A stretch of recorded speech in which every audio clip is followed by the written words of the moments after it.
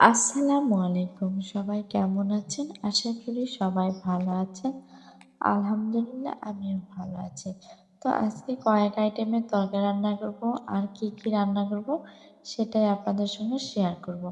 তো আর দেরি না করে রান্নায় চলে যাই। তো প্রথমে এখানে আমি ভাজি রান্না উঠিয়ে দিয়েছি। এখানে ফুলকপি, আলু কুচি আর ধনিয়া পাতা।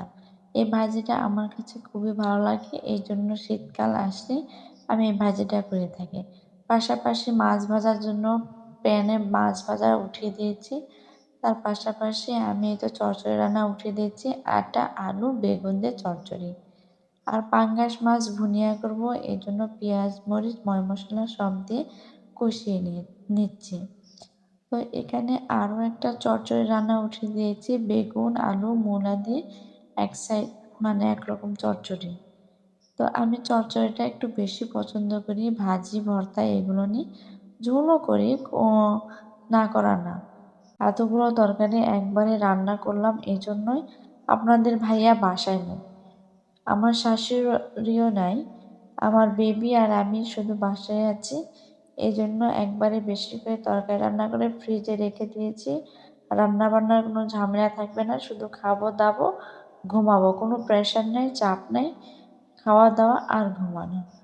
জামাই না থাকা যে কত মজা গো, শুধু খাওন আর খাওন। আগে বলতো মানুষ যে বিয়ে করার যে কত মজা গো, শুধু খাওন আর খাওন। কিন্তু এখন বুঝতেছি জামাই না থাকা যে কত মজা গো, শুধু আরাম আর আরাম।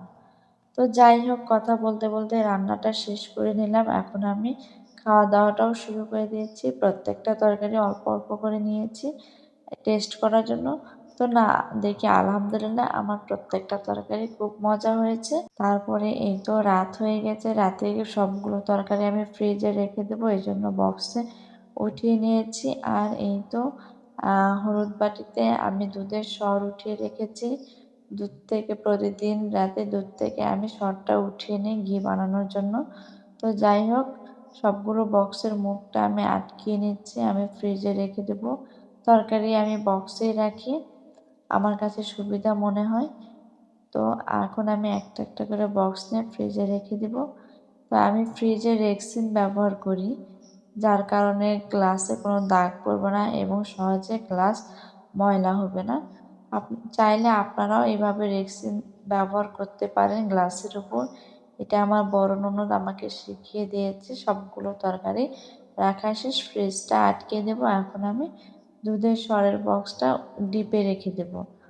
তো ডিপে রেখে দিলাম। এখন আমি আমার রাতে ভাত খাওয়ার পরে কিছুটা ভাত বেঁচে গেছিলো, এটাও ফ্রিজে রেখে দেবো। কেননা এখনও ওই শীত পড়ে নাই যে ভাত বাইরে রাখলেও নষ্ট হবে না। তো তারপরে রাতে বেবির জন্য একটু দুধ গরম করলাম, যেহেতু ও ছোট, ফিডারের দুধ খায়।